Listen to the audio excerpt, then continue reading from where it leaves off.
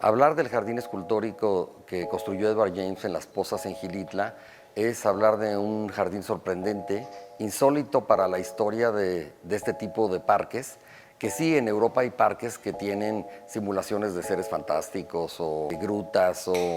elementos que de alguna manera causan diversas sensaciones. El jardín escultórico de Xilitla es único en el sentido de que hay una integración entre los elementos escultóricos que imitan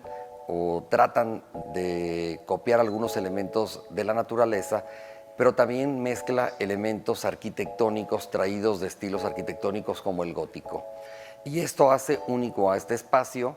que si bien Edward James, pues, era un amante del arte surrealista, pues trae esas ideas, esos sueños que él tiene a este espacio que tiene una selva tropical y que definitivamente pues, es algo esplendoroso. Edward James construye en los años 60, empieza a construir, ya había llegado y había comprado este espacio montañoso,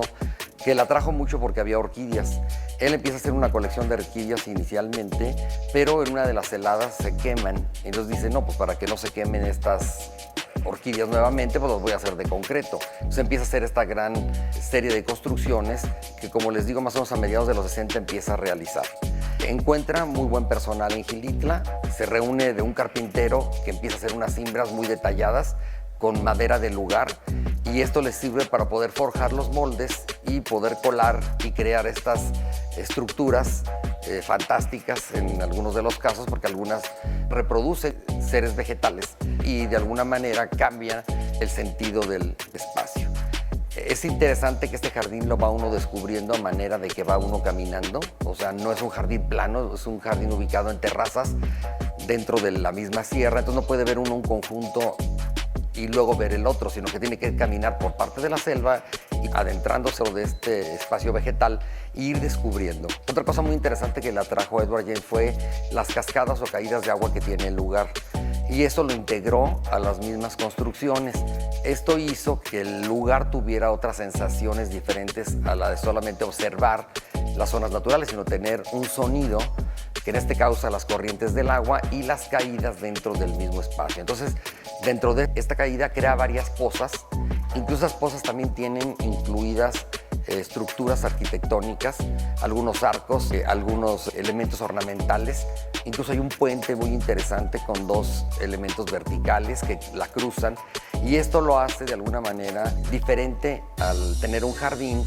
común, como podemos ir aquí al Parque Tangamanga y ver un jardín plano o ir a un jardín a un parque que comúnmente conocemos, ¿no? Por eso les digo que es algo sorprendente, y los que lo conocen lo corroboran porque de alguna manera pueden acercarse a lo que estoy comentando. Otra de las partes interesantes que tiene este parque es que tiene mucho simbolismo.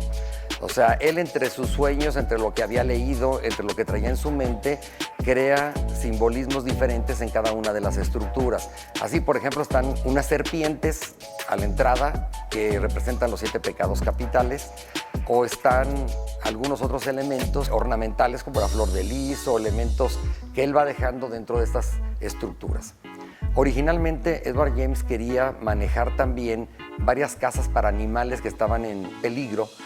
y él las tiene dentro del espacio. Así crea la casa del venado, la casa del ocelote, la casa de los pericos, y así va llenando de estas estructuras que incluso ninguna está totalmente terminada. Siempre deja algunas columnas o algunas puntas de varilla para poder continuar las estructuras. Hay una parte muy interesante que es una cortina de bambú que él reproduce las cañas del bambú, o sea, incluso yo creo que utiliza las mismas cañas para hacer los colados de la estructura, porque es concreto armado con lo que construye todas estas estructuras, y reproduce estos elementos verticales, causando unos elementos espaciales muy interesantes. Construye un edificio en cuatro niveles con unas columnas abombadas muy interesantes, algunas estriadas, y con unas plataformas que llevan a unas escaleras que de alguna manera nos conducen hacia el infinito. Esto hace también parte de las ideas que él tiene relacionadas con estos sueños, que él los recorre o los tiene toda su vida y que plasma en este tipo de estructuras. Edward James fue un gran coleccionista de arte surrealista, incluso estuvo muy relacionado con René Magritte, estuvo relacionado sobre todo con Leonora Carrington, Leonora Carrington, al ser también inglesa, pues tiene un gran contacto con él, se conocen en Acapulco y desde ese momento empieza a pintar para el mismo Edward James. Tanto es así que va a Gilitla y en la Posada del Castillo, que fue la casa de Plutarco Gastelum,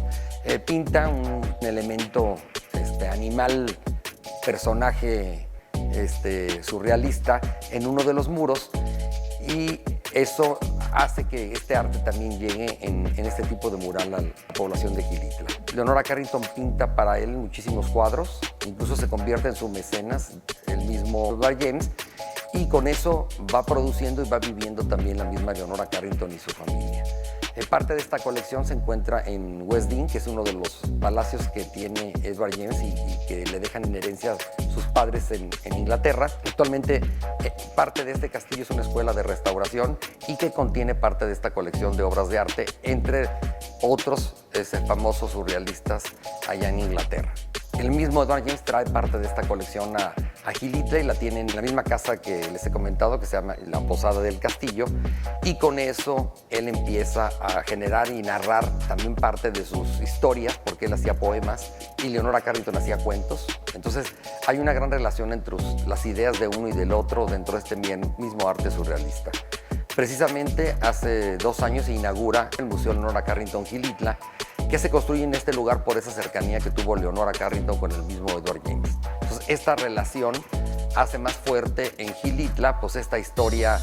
de arte surrealista, al tener un museo está dedicado a la escultura que hace en su última etapa Leonora Carrington, también relacionada con estos seres fantásticos que imagina y que relaciona en sus mismos cuentos. Entonces, esta relación entre Edward James y Leonora Carrington pues está vertida en el mismo lugar. Para cualquiera que quiera conocerlo, la verdad es muy interesante simplemente el espacio boscoso, subir hasta Gilitla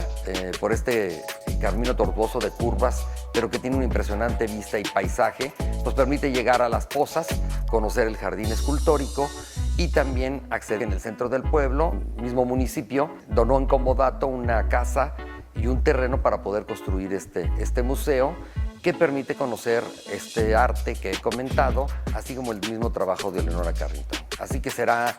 un placer para ustedes conocer estas 2 obras, una integrada a la naturaleza, que es la obra o el jardín escultórico, que ahora es patrimonio de la nación. Fue declarado patrimonio en el año 2011 y desde este momento se encuentra protegida, aunque en la actualidad pertenece a una asociación particular, pero de alguna manera tienen en cuenta este gran espacio que deja un legado a los potosinos y en este caso al mundo como un espacio único a nivel mundial. Por mi parte es todo, espero que haya quedado claro más o menos qué es este jardín, que entre los mismos ciudadanos potosinos tratan de mostrar que son los guías que hay en Gilitla y que de alguna manera permiten al visitante adentrarse y entender un poco más este jardín.